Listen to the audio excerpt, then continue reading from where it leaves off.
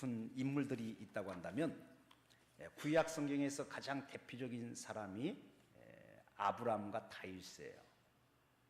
아브라함은 믿음의 조상이라고 해서 많은 사람들이 닮아져가고 싶고 또 본받고 싶은 사람이 아브라함이라고 합니다.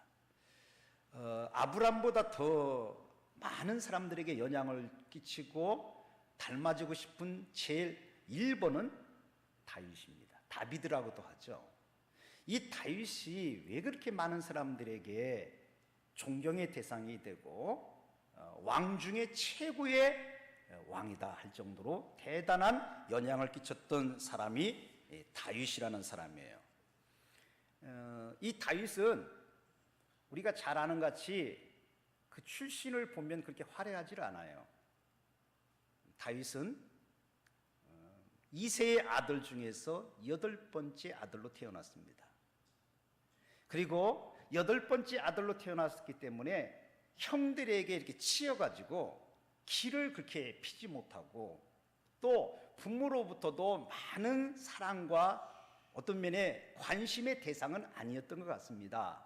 왜 그런가 하면 사무엘 선지자가 기름을 붓기 위해서 왔을 때에 다른 형제들은 다 불러 모아줬어요. 그리고 다 와서 사무엘에게 앞에서 다 이렇게 얼굴을 뵀는데 다윗이라고 하는 이 막내 아들은 아버지가 부르지도 않았어요. 왜 그러냐면 별로 그렇게 내세우고 싶은 아들이 아니었던 것 같습니다. 그냥 하나의 막둥이로 그냥 덤으로 얻은 아들이다 이렇게 생각할 정도로 아버지에게 별로 그렇게 관심의 대상이 아니었어요. 또 그래서 보통 아들 같으면 장래를 바라보고 공부도 시키고 사회 진출도 시키는데 아버지 이새는 다윗을 아버지가 양을 치는 이 일에 하나의 목동으로 이렇게 양을 지키는 일을 감당하고 보면 다윗이라는 사람은 그렇게 탁월한 존재도 아니었고 어떤 면에 보면 많은 사람들에게 관심의 대상이 아니었다 하는 것을 볼 수가 있습니다. 그럼에도 불구하고 다윗은요 어려서부터 참 진실하게 정직하게 자라났어요. 자기가 맡겨진 일은 성실하게 잘 지켰고 그리고 하나님을 경외하면서 양을 치면서 이 다윗은 하나님을 찬송하며 하프를 가지고 하나님을 영화롭게 했어요. 아주 이 음악의 재주가 있었던 것 같아요. 그러면서 그는 양을 치면서 그가 하나님을 수없이 만나고 경험하고 체험했습니다.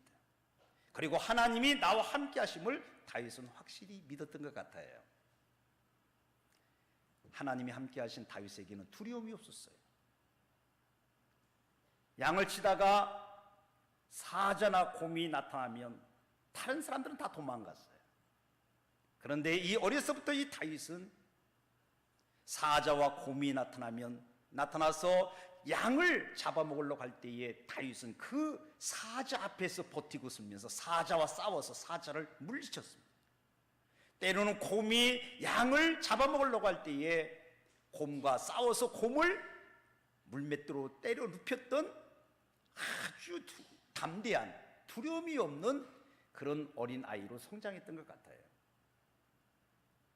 그 가운데 다윗에게 이제는 한 기회가 찾아왔어요. 다윗이라고 하는 이 하나님의 사람을 드높일 수 있는 기회가 찾아왔는데 이스라엘 나라에 큰 전쟁이 일어났습니다. 이 전쟁으로 말미암아 형들도 이제는 전쟁터에 다 나갔어요. 근데 오늘 아버지가 다윗을 불러요. 다윗아, 네 형들에게 먹을 것 좀 갖다 줘라. 그래가지고 심부름을 갔어요. 그 심부름을 가서 보니까 전쟁터가 이게 말이 아닙니다. 이스라엘 군대들은 이미 싸울 힘을 다 상실해 버렸고 저 골리앗이라고 하는 대장이 등장하자마자 다들 무서워서 도망가고 숨어버리는 이런 한마디로 하면 전쟁이 될 수가 없는 그런 상황에 처해 있는 것을 다윗이 봤어요. 다윗이 화가 났습니다. 아니 형님들 왜 전쟁터에서 도망갑니까? 그러니까 형들이 말합니다. 너는 몰라서 그렇다. 너는 아직 철이 안 들어서 저 엄청난 괴력을 지닌 저 골리앗과 1대1로 싸울 사람이 누가 있느냐. 우리는 다 무서워해서 지금 사울왕도 무서워서 도망가고 거기에 있는 장수들 다 도망가는데 우리가 어떻게 싸울 수 있느냐. 그때 다윗이 화가 나가지고, 아니 하나님을 믿는 사람들이 어떻게 저렇게 무서워하고 도망갈 수 있습니까? 그러면서 이 다윗이 사울왕한테 가서 말합니다. 내가 저 골리앗과 싸우겠습니다. 그때에 사울왕이 네 이름이 뭐냐? 예, 저는 이새의 아들 다윗이라는 사람입니다. 사울이 가만히 보니까 용기는 대단한데 도저히 골리앗과 싸울 대상이 아닌 것 같아요. 그래가지고 사울이 또 집에 가라 하고 돌려보냅니다. 그때에 다윗은 왕한테 얘기합니다. 왕이요, 내가 저 골리앗과 싸워서 하나님의 영광을 드높이겠습니다. 그리고 이 나라를 구원하겠습니다. 그러면서 자기 간증 얘기를 하는 거예요. 왕이요, 내가 비록 이렇게 어린아이같이 보이지만 저에게는 하나님이 함께 하십니다. 그리고 양을 지키다가 사자가 곰이나 나타났을 때에 나는 도망가지 않았고 하나님의 함께 하시는 능력으로 사자와 싸워서 이겼고 곰과 싸워서 이겼습니다. 살아계신 하나님이 나와 함께 하십니다. 가만히 사울왕이 보니까 이놈이 보통 놈이 아니에요. 야, 용기만 대단할 뿐만 아니라 사자와 곰도 싸워서 이겼다면 저 골리앗과도 싸워서 하나님이 함께 하셔서 이길 수 있겠구나 하는 어떤 확신이 들었던 것 같아요.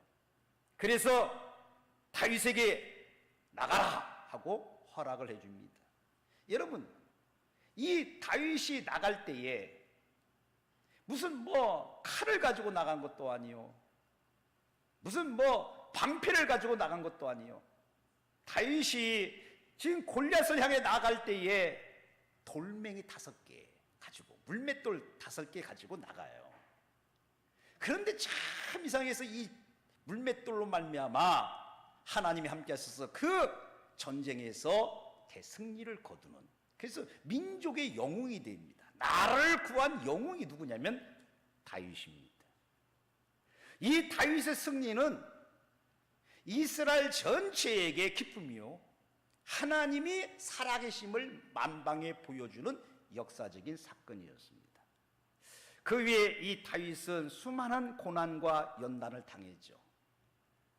그러나 그 고난과 연단을 통해서 이 다윗이라는 사람은 하나님을 점점 더 깊이 만나고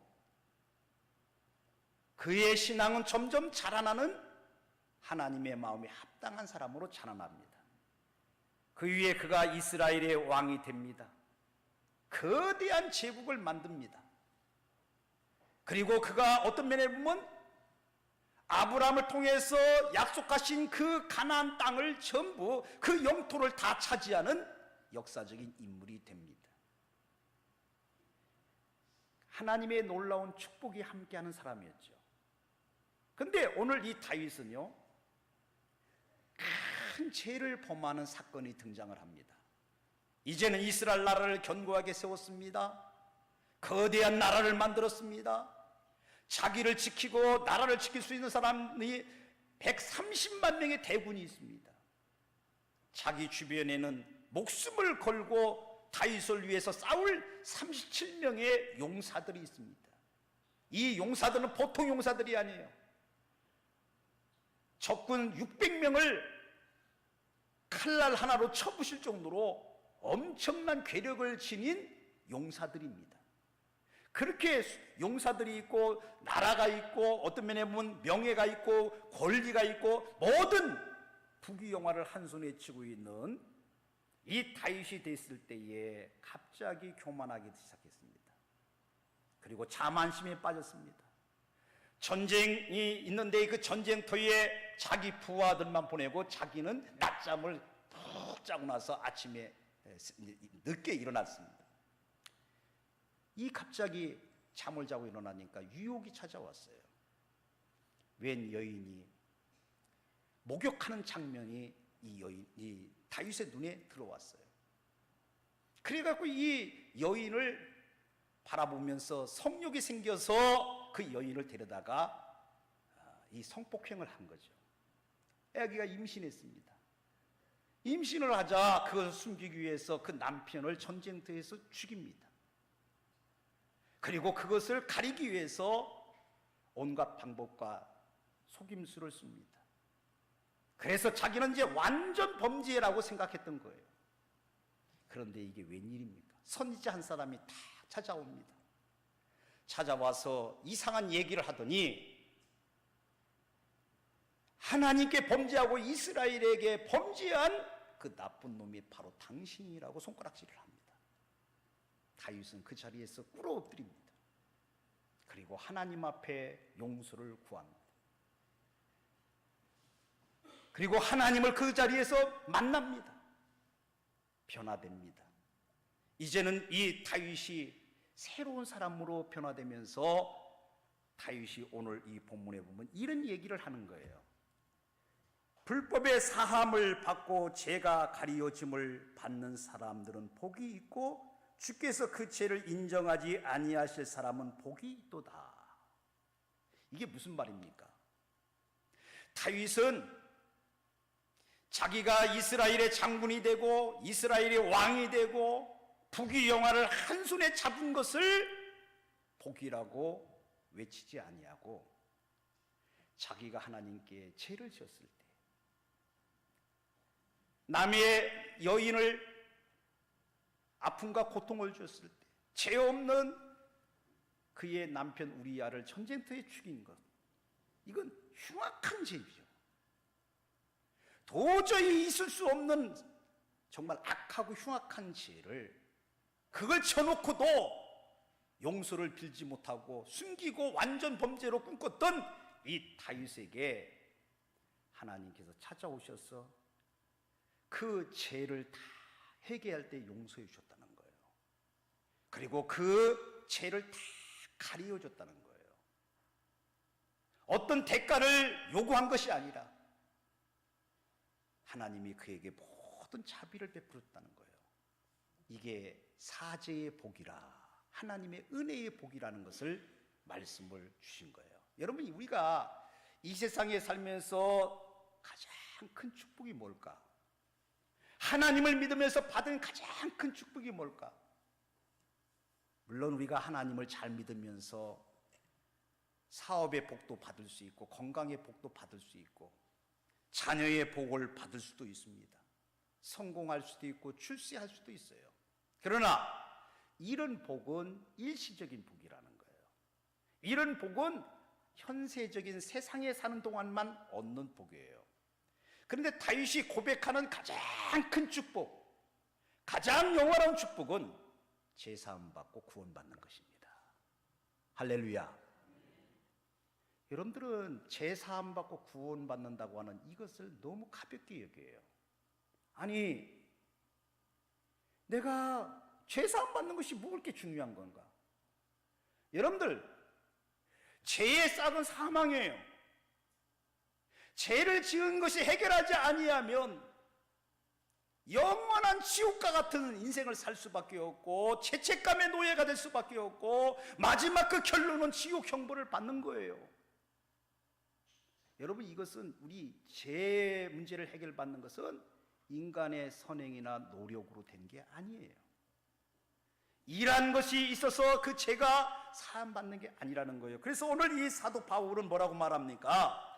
일한 것이 없이 하나님께 의로 여기심을 받는 사람은 복이 있는 사람이다. 다시 말하면 일한 것이 없다는 얘기는 뭐냐면 그 죄 문제를 해결하기 위해서 자기가 무슨 선행을 행했거나 내가 무슨 돈으로 그 죄 문제를 해결했거나 나의 어떤 노력으로 그 문제를 해결한 것이 아니라는 거예요. 마치 다윗이 하나님 앞에 또 그 여인에게 죄졌고 그 남편에게 죄진 것을 어떤 대가를 지불했기 때문에 하나님이 용서해 준 것이 아니라 그 모든 불법을 다 사해 줬다는 거예요. 그 죄를 다 가리워 줬다는 거예요. 이것을 다윗은 복 있는 사람이라고 고백하고 있단 말이에요. 여러분들, 우리는 하나님 앞에 형벌받아 그 죄로 말미암아 평생 노예처럼 살 수밖에 없는 우리들을 어떻게 구원해 줬을까요? 오늘 이 사도 바울은 이렇게 말합니다. 예수 그리스도의 의로 우리를 구원해 줬다. 예수 그리스도의 그 속죄 제사로 나를 구원해 줬다는 거예요. 나의 어떤 노력이나 행위로 일한 대가로 나를 구원해 준 게 아니라는 거예요. 그 모든 나의 죄 문제를, 나의 이 모든 불법을 예수 그리스도의 그 십자가의 사건으로 다 용서해 줬다. 그래서 우리가 이제는 죄인이 아니라 하나님 앞에서는 의인인 줄 믿습니다. 이걸 깨우쳐줘야 하는 거예요. 이 당시에 바울이 왜 이 다윗의 이야기를 등장시켰을까? 여러분들 보면요, 이 당시에 많은 사람들이 예수를 믿는다고 과연 내 죄 문제가 다 해결되는가? 여기에 대한 의구심이 좀 일어났던 것 같아요. 예수님하고 나하고, 내가 예수님 보지도 못했고 예수님 만나지도 못했고 예수님 십자가에 죽으신 걸 내가 보지도 못하고 체험하지도 않았는데 내가 예수만 믿는다고 내 죄가 과연 다 사해지고 죄가 다 용서받을 수 있단 말인가?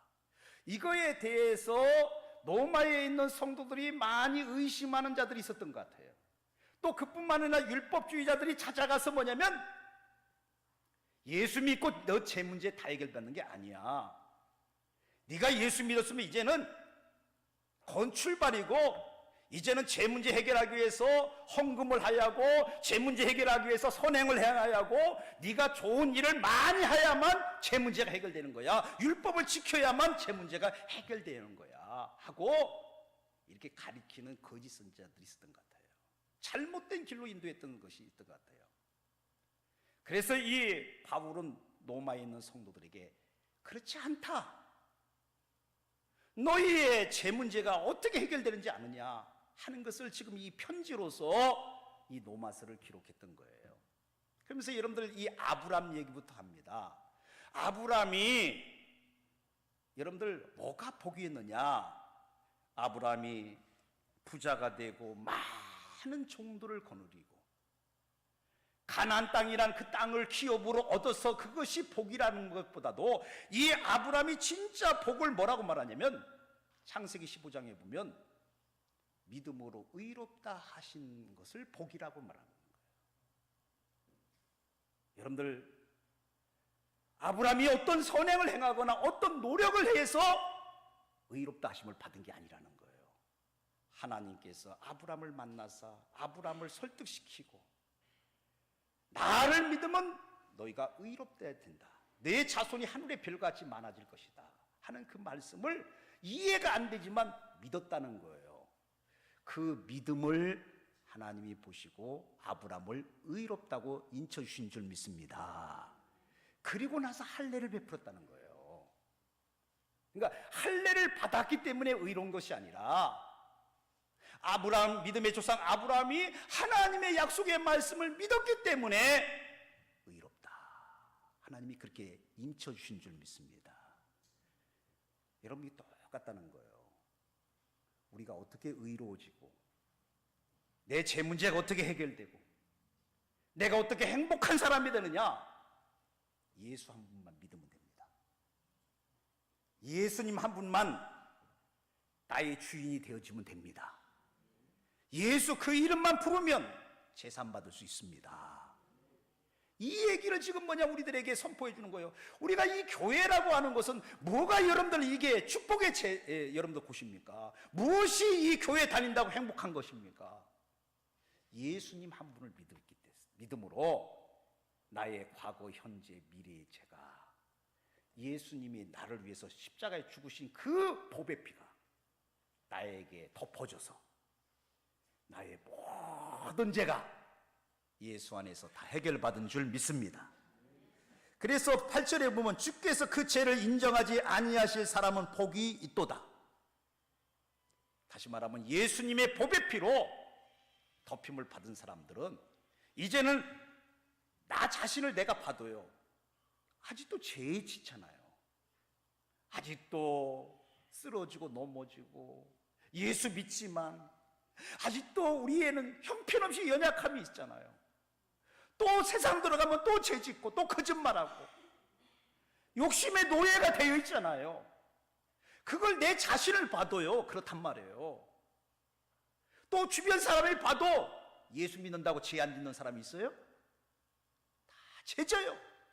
넘어지고 쓰러지고 또 연약함에 빠지고 또 거짓말하고 또 교만에 빠지고 또 악한 일을 하고, 그 주변 사람도 안단 말이에요. 그런데 하나님께서는 우리가 죄짓고 연약하고 쓰러지는 것을 보지 아니하시고 주께서 그 죄를 인정하지 아니하신다는 얘기입니다.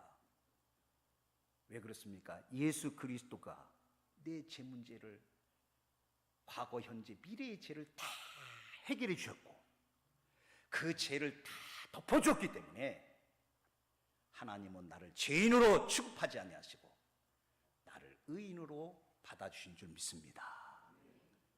이게 복음이에요. 여러분, 세상 어디에 가서도 이런 얘기 못 듣습니다. 세상에 가면요, 돈 없고 백 없고 능력 없으면 인생 헛 살았다고 얘기합니다. 너 같은 인생 뭐하러 사냐? 그게 세상이 사람들이 얘기 아닙니까?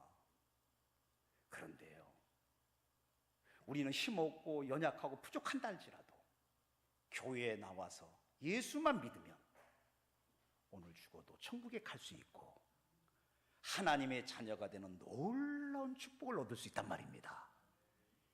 이게 바로 천국입니다. 이 은혜를 누리고 이 기쁨을 만족을 누리는 것이 교회입니다. 이 교회가 바로 천국 같은 우리가 되기를 주님의 이름으로 축복합니다. 이 기쁨을 우리 만끽하면서 서로 찬양하며 서로 감사하며 기뻐하십시오. 그래서 이 하나님의 사람 이 다윗은 뭐가 진정으로 복이냐? 결론을 짓겠습니다. 진정한 복은 자기가 이스라엘의 장군이 된 것도 아니요, 이스라엘의 왕이 된 것도 아니요, 부귀 영화를 누린 것도 아니요, 거대한 제국을 만든 것도 아니요, 사업을 잘해서 성공하여서 모든 사람들에게 출세했다거나 성공했다라고 큰소리치는 그것이 진정한 복이 아니란 말입니다. 근데 오늘날 교회 다니는 성도들이 여기에 착각에 빠진 사람들이 많아요. 사회에서 성공하고 출세하지 못했다고, 나는 하나님께 복받지 못했다고, 무기력하게 감사하지도 못하고 찬양하지도 못하고 어떤 더 큰 은혜를 자꾸 구하려고 하는 경우를 많이 봅니다. 여러분들, 이 세상에서 아브라함이 고백하고 있잖아요. 다윗이 우리들에게 증언하고 있잖아요. 가장 큰 축복은 뭐냐? 내 죄 문제가 해결받은 것입니다. 내가 오늘도 죽어도 천국에 들어갈 수 있다고 하는 이 복음을 내게 선물로 주신 것입니다. 어떤 대가를 요구하지 아니하고 예수만 믿으면 이 축복을 내가 받고 영원한 하나님의 자녀가 되는, 이게 가장 큰 복이다. 우리가 이 복받은 주인공이 되기를 예수님의 이름으로 축복합니다. 우리가 오늘도 감사하고 찬양하는 이유가 바로 이 은혜와 이 복을 받았기 때문에 나는 다윗과 같이 행복한 사람이야, 나는 아브라함 같은 복 있는 자야, 이런 자부심을 가지고 여러분들이 세상 속에서도 담대하게 감사하면서 찬송하면서 행복한 여러분들이 되기를 주님의 이름으로 축복합니다. 같이 한번 기도하겠습니다. 사랑이 많으신 하나님 아버지, 이 세상에 가장 큰 축복이 무엇인지를 오늘 아브라함을 통해서, 다윗의 증언을 통해서 저희들이 깨달았습니다. 우리는 수십 년 교회 생활을 하면서 예수를 믿으면서도 진정한 복이 뭔지, 영원한 복이 뭔지 우리의 가치관이 혼돈에 빠질 때가 많았습니다. 예수 믿었다고 내 사업은 왜 이렇게 힘드냐고, 나는 왜 이렇게 성공하지 못하냐고, 왜 내 인생은 이렇게 불행하냐고 원망하고 불평했다면 오늘 이 시간에 우리의 가치관을 바꾸기를 원합니다. 예수 믿고 제사함 받고 하나님의 자녀된 것이, 이것은 영원한 축복이라고, 이것은 돈으로 계산할 수 없고, 이것은 하나님의 놀라운 은혜라고, 우리가 이 복을 간직하고 이제부터 감사하며 살기 원합니다. 이제부터 찬송하며 살기 원합니다. 이제부터 노예로 사는 것이 아니라 하나님의 자녀답게 살 수 있는 행복한 우리들이 되게 축복하여 주옵소서. 예수님의 이름으로 기도 올리옵나이다. 아멘.